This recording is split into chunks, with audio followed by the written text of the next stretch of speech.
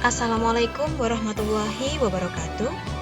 Pergi ke pasar membeli nanas, tidak lupa membeli gula. Mari mengenal ciri khas bahasa kita, bahasa Indonesia. Setiap bahasa memiliki ciri khasnya masing-masing yang membedakannya dengan bahasa lain. Ciri khas inilah yang membuat setiap bahasa itu unik. Masing-masing bahasa memiliki keunikan, baik lisan maupun tulisan. Setiap bahasa itu istimewa. Tidak ada yang lebih baik atau lebih buruk dari yang lain. Bagaimanakah ciri khas bahasa Indonesia itu? Mari kita ikuti penjelasannya sampai akhir.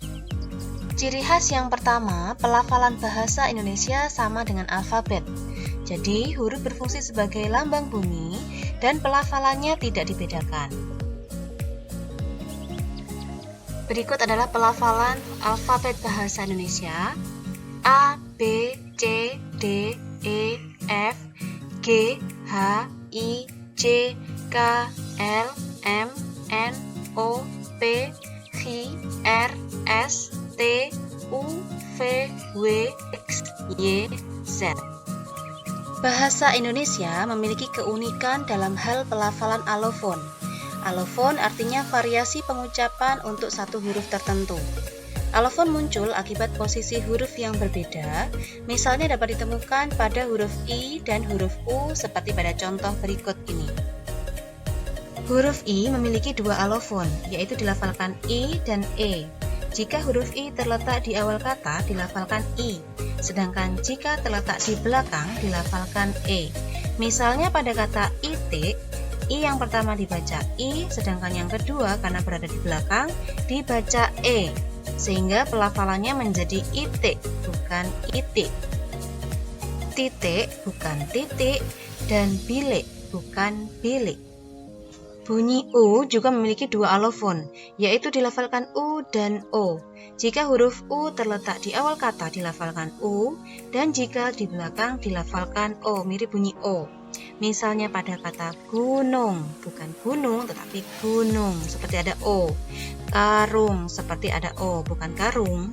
Kemudian lagi betul, seperti ada O, bukan betul, tetapi betul. Sampai saat ini, lafal bahasa Indonesia belum dibakukan atau distandarkan. Pelafalannya dianggap baku jika tidak terpengaruh pelafalan bahasa daerah dan bahasa asing. Pelafalan baku dan tidak baku dapat dilihat pada contoh-contoh berikut. Antara rapih dan rapi, yang baku adalah rapi, karena rapih masih terpengaruh pelafalan bahasa Sunda. Antara makom dan makam, yang baku adalah makam, karena makom masih terpengaruh bahasa Arab. Antara memprodak dan memproduk, yang baku adalah memproduk, karena memproduk masih terpengaruh pelafalan bahasa Inggris. Produk. Ciri khas yang kedua, kosakata bahasa Indonesia tidak mengenal penanda jenis kelamin. Tentu hal ini berbeda dengan bahasa Arab atau bahasa Inggris. Beberapa bahasa asing mengenal perubahan bentuk kata untuk menandai perbedaan jenis kelamin. Jadi ada perbedaan kosakata untuk perempuan dan laki-laki, atau jantan dan betina. Sedangkan dalam bahasa Indonesia tidak dikenal kata-kata maskulin dan feminin. Misalnya, dalam bahasa Jawa kita mengenal istilah dewa dan dewi. Dewa untuk laki-laki, dewi untuk perempuan. Putra dan putri. Putra untuk laki-laki, putri untuk perempuan. Gono, gini. Gono untuk laki-laki, gini juga untuk perempuan. Dalam bahasa Arab, kita mengenal istilah muslimin untuk laki-laki dan muslimat untuk perempuan. Ada perbedaan kosakata. Kemudian hadirin untuk laki-laki, hadirat untuk perempuan. Ustadz untuk laki-laki, ustazah untuk perempuan. Dalam bahasa Inggris, kita mengenal he dan she. He untuk laki-laki, she untuk perempuan. Boy untuk laki-laki, girl untuk perempuan. Lion untuk jantan, lioness untuk betina. Sedangkan dalam bahasa Indonesia, kita hanya mengenal laki-laki dan perempuan untuk manusia, jantan dan betina untuk hewan. Jadi untuk setiap kata yang menandakan laki-laki dan perempuan selalu diikuti dengan kata laki-laki atau perempuan, jantan atau betina. Bahkan label yang sering digunakan adalah perempuan atau wanita, sedangkan label laki-laki atau pria tidak digunakan. Misalnya ada kata polwan, polisi wanita, tetapi tidak ada kata polki, polisi laki-laki. Ciri khas yang ketiga, kosakata bahasa Indonesia tidak mengenal bentuk jamak. Beberapa bahasa asing mengenal perubahan bentuk kata untuk menyatakan bentuk jamak, sedangkan dalam bahasa Indonesia tidak dikenal bentuk jamak. Misalnya, dalam bahasa Arab dikenal kata rojulun yang menyatakan seorang laki-laki, jadi menyatakan bentuk tunggal. Kemudian ada rijalun yang menyatakan jamak, yang artinya para laki-laki. Dalam bahasa Inggris dikenal kata girl dan girls, ada tambahan s atau es. Kalau girl menyatakan bentuk tunggal, girls menyatakan bentuk jamak. Book dan books, book menyatakan bentuk tunggal, books ada tambahan s menyatakan bentuk jamak, atau bisa juga dikatakan many books. Sedangkan dalam bahasa Indonesia tidak dikenal kata khusus yang menyatakan jamak. Nah, untuk menyatakan jamak kita bisa menggunakan kata misalnya semua, kata banyak, segala, seluruh, segenap, daftar, sebagian, beberapa, atau penggunaan kata bilangan 2, 3, 4, dan seterusnya. Dalam bahasa Indonesia, dikenal penyerapan beberapa kosakata yang bermakna jamak saja. Misalnya kata data ini menyatakan jamak lebih dari satu, sedangkan datum menyatakan tunggal. Alumni menyatakan jamak, sedangkan alumnus menyatakan tunggal. Nah, yang diserap adalah kosakata data. Untuk kasus ini, bentukan jamak dalam bahasa aslinya disikapi sebagai bentuk tunggal. Itulah sebabnya bentukan data-data atau bentuk kata para alumni ini dibenarkan dalam bentukan kata bahasa Indonesia. Ciri khas yang keempat, struktur kata bahasa Indonesia umumnya berpola DM, diterangkan menerangkan, kecuali jika didahului dengan kata tugas. Urutan kata dalam bahasa Indonesia mengikuti pola DM, diterangkan menerangkan. Artinya, kata yang menjadi inti diletakkan di depan, sedangkan yang menjadi penjelas diletakkan di belakang. Kecuali jika didahului dengan kata tugas, maka polanya adalah MD, menerangkan, diterangkan. Mari kita perhatikan contoh berikut. Dalam bahasa Indonesia ada bentukan kata rumah sakit. Jadi intinya adalah rumah, bukan sakitnya. Kemudian plaza Sarinah, intinya adalah plaza, bukan Sarinah. Sebuah apel, intinya adalah apel, bukan sebuah. Nah, inilah yang dinamakan pola MD ya, yang terakhir ini. Hal ini tentu berbeda dengan bentukan bahasa Inggris yang selalu berpola MD, diterangkan, diletakkan di belakang. Menerangkan, diterangkan, intinya ada di belakang. Contohnya English teacher, intinya adalah teacher, bukan English. Fried chicken, intinya adalah chicken, bukan fried. An apple, intinya adalah apple, bukan an. Nah, dalam komunikasi sehari-hari, kita sering menemukan bentukan kata yang salah kaprah. Salah tetapi dianggap lumrah. Meski dianggap lumrah, kita tetap harus meluruskan.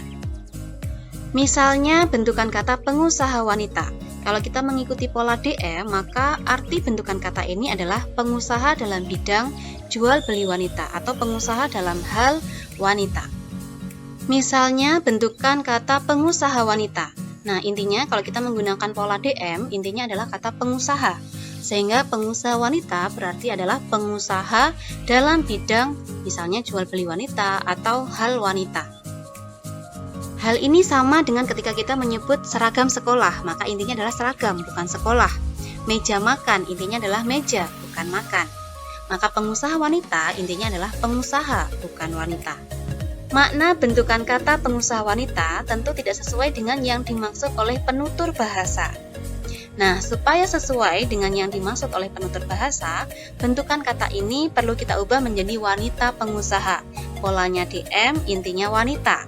Maka artinya menjadi wanita yang berkarir sebagai pengusaha.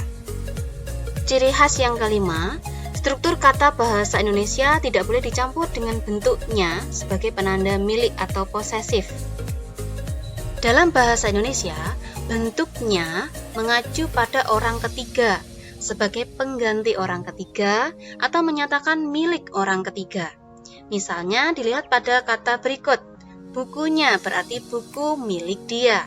Sepatunya, sepatu milik dia. namanya, berarti nama dia. Bentuknya tidak digunakan jika identitas orang ketiga disebut dalam kalimat. Maka jika disebut tentu saja kalimatnya menjadi tidak tepat. Misalnya dapat dilihat pada kalimat bukunya Amir terbawa ayu. Nah, bentukan kalimat ini masih terpengaruh bentukan kata bahasa Jawa. Bukune Amir. Di Indonesia kan menjadi bukunya Amir. Sudah ada identitas orang ketiga yaitu Amir, masih menggunakan nya, sehingga kalimat ini menjadi tidak tepat. Misalnya lagi dapat ditemukan pada kalimat namanya siapa. Bentuk ini tidak tepat jika ditujukan kepada lawan bicara orang kedua. Hal ini karena bentuknya menunjukkan orang ketiga. Bentukan kata namanya berarti dalam hal ini masih terpengaruh bentukan kata bahasa Jawa yaitu jenenge. Maka kalimat ini dapat diperbaiki dengan nama Anda siapa jika memang yang dimaksud adalah orang kedua. Atau langsung disebut nama kamu siapa. Kemudian yang keenam, struktur kalimat bahasa Indonesia tidak menggunakan kata tanya yang tidak digunakan untuk bertanya. Dalam bahasa Indonesia, kata tanya digunakan untuk bertanya. Sementara itu, dalam bahasa Inggris, kata tanya dapat digunakan untuk bertanya, sekaligus juga untuk memperluas kalimat, misalnya kata yang mana, kata di mana, dan sebagainya. Maka jika pola bahasa Indonesia dan bahasa Inggris dicampur adukkan, ini menjadi tidak tepat ya. Misalnya dapat dilihat pada contoh-contoh berikut. Ia telah menyelesaikan tugas yang mana tidak dapat diselesaikan oleh mahasiswa lain. Nah, di sini ada penggunaan kata yang mana yang masih terpengaruh bentuk bahasa Inggris. He can finish the assignment which. Nah, ini ada penggunaan kata tanya which yang dalam bahasa Inggris memang digunakan untuk memperluas kalimat, sedangkan dalam bahasa Indonesia tidak digunakan untuk memperluas kalimat. Maka kalimat tersebut dapat diperbaiki menjadi ia telah menyelesaikan tugas yang tidak dapat diselesaikan oleh mahasiswa lain, sehingga tidak muncul lagi kata tanya. Misalnya lagi dapat ditemukan pada kalimat rumah di mana ia tinggal dan seterusnya. Nah, ada penggunaan kata di mana. Ini masih terpengaruh bentuk bahasa Inggris juga. The house where he lives, seperti itu, sehingga penggunaannya menjadi tercampur dengan kosakata bahasa Inggris, struktur bahasa Inggris. Maka kalimat ini dapat diperbaiki menjadi rumah tempat ia tinggal dan seterusnya. Ciri yang ketujuh, kalimat aktif ditandai dengan kata kerja aktif, yaitu yang berimbuhan me atau ber, sedangkan kalimat pasif ditandai dengan kata kerja pasif, yaitu yang berimbuhan di atau ter. Bentukan kalimat aktif dan pasif antara yang tepat dan tidak tepat dapat dilihat pada contoh berikut. Dia telah mengumpulkan tugas karya ilmiah bertopik pluralisme di Indonesia. Bentukan ini sudah tepat karena sudah menggunakan bentuk kata kerja aktif yang berawalan me atau berimbuhan me. Maka jika kalimat diubah menjadi dia telah kumpulkan karya ilmiah bertopik pluralisme di Indonesia, sehingga tidak muncul kata kerja pasif yang ditandai dengan awalan me atau ber, kalimat ini menjadi tidak tepat, tidak menunjukkan ciri struktur kalimat bahasa Indonesia. Kemudian bentuk kalimat pasif telah dia kumpulkan tugas karya ilmiah bertopik pluralisme di Indonesia, atau bisa diubah tugas karya ilmiah bertopik pluralisme di Indonesia telah dia kumpulkan. Ini juga merupakan bentukan yang sudah tepat. Nah, menjadi tidak tepat jika kalimatnya diubah, misalnya telah dia mengumpulkan, ada penggunaan me padahal kalimatnya pasif.